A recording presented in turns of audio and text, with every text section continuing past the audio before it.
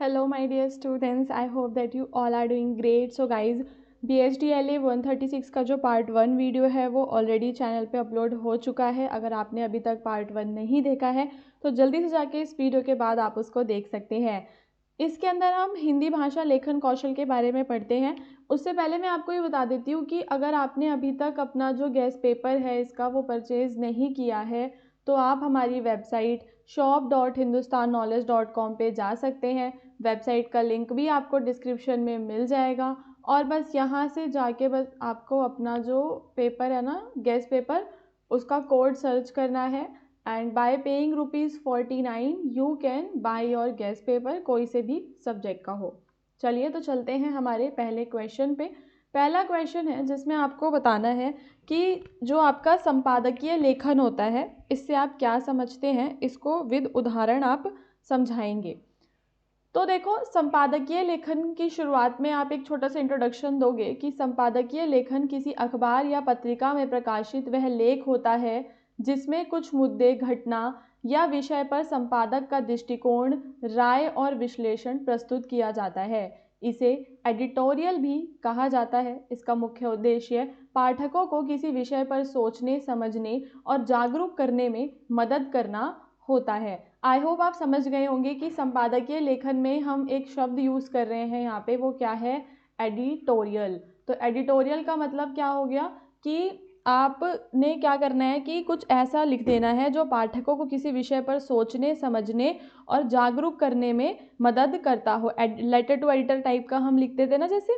तो संपादकीय लेखन केवल सूचना देने के लिए नहीं होता बल्कि यह पाठकों को प्रभावित करने और राय बनाने में मदद करता है। इसमें लेखक का दृष्टिकोण स्पष्ट रूप से होता है और वह किसी सामाजिक, राजनीतिक, आर्थिक या सांस्कृतिक मुद्दे पर अपने तर्क प्रस्तुत करता है। तो जो भी हमारा लेखक है वो किसी भी मुद्दे को उठा लेगा और उस मुद्दे पर अपने तर्कों को प्रस्तुत करेगा। अब हम संपादकीय लेखन की कुछ विशेषताओं को समझेंगे, जैसे कि वो विषय आधारित होती है।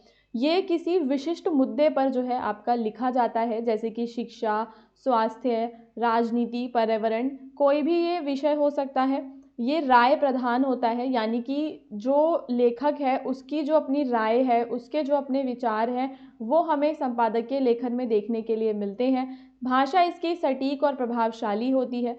ओके।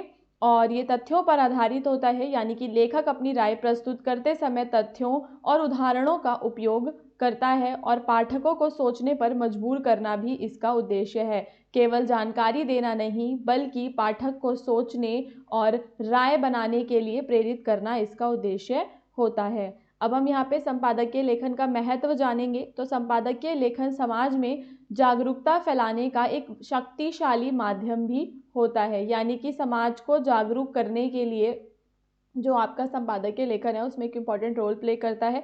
यह पाठकों को सामाजिक, राजनीतिक और आर्थिक मुद्दों पर सोचने और निर्णय लेने में मदद भी करता है। इसके माध्यम से जनता की राय को दिशा मिलती है और कभी कभी सरकार या समाज में ये बदलाव लाने में भी मदद करता है। संपादकीय लेखन के उदाहरण देखें तो देखो, एक आपको उदाहरण दिया हुआ है, जैसे कि उसमें आपका एक शीर्षक रहेगा, जैसे शहर में पानी की कमी, जनता और प्रशासन की जिम्मेदारी।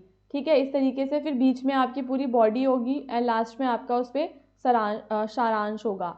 तो एक पूरा आपका ये संपादकीय लेखन का उदाहरण हो जाता है। निष्कर्ष में आप बता देंगे बस कि संपादकीय लेखन एक ऐसा माध्यम है जो जानकारी, राय और जागरूकता तीनों प्रदान करता है। यह पाठकों को सोचने और समाज में बदलाव लाने के लिए प्रेरित भी करता है। समाज में मेन इसका उद्देश्य क्या होता है? बदलाव को लेकर आना। अब चलते हैं हमारे सेकंड क्वेश्चन पे। कोई रचना करते समय लेखक को किन बातों का ध्यान रखना चाहिए? यानी कि मैं कुछ भी रचना कर रही हूँ, मैं कोई कहानी लिख रही हूँ, ठीक है, कोई कविता लिख रही हूँ, जो भी है, मैं डायरी एंट्री लिख रही हूँ, तो कोई भी रचना लिखते समय मुझे किन बातों का ध्यान रखना है उस पर बात करेंगे। तो सबसे पहले विषय की स्पष्टता ज़रूरी है। रचना लिखने से पहले लेखक को यह स्पष्ट होना चाहिए कि किस विषय पर वह लिख रहा है। विषय की अच्छी समझ होने पर ही लेखक सही और प्रभावी विचार प्रस्तुत कर सकता है।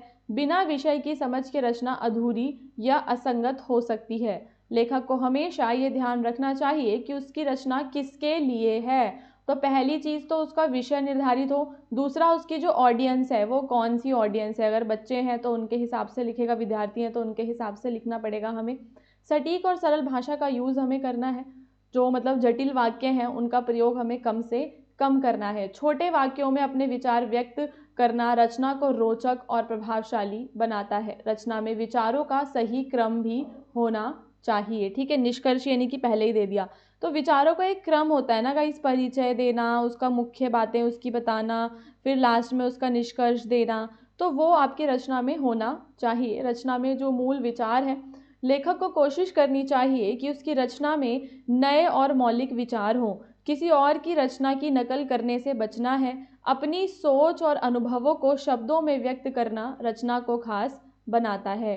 रचना में अपने विचारों को सही साबित करने के लिए उदाहरण और तथ्य दोनों देना भी आवश्यक है। तो अब आपने कुछ भी विचार लिख दिया तो उससे जुड़ा हुआ कोई उदाहरण या तथ्य आपको ज़रूर बताना होगा, तभी तो जो आपका पाठक है उसे आसानी से समझ में आएगा।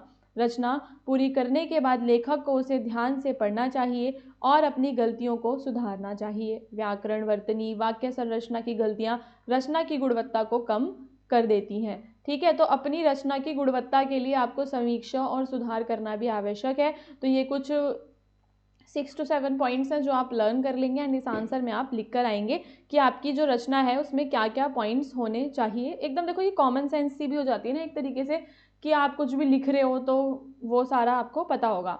शब्द रचना से आप क्या समझते हैं, इसके बारे में बात करेंगे।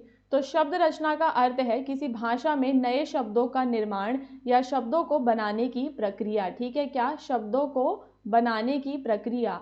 जब हम किसी शब्द के भागों को जोड़कर नया शब्द बनाते हैं या किसी शब्द में परिवर्तन करके नया अर्थ पैदा करते हैं तो इसे शब्द रचना कहते हैं, ठीक है। क्या?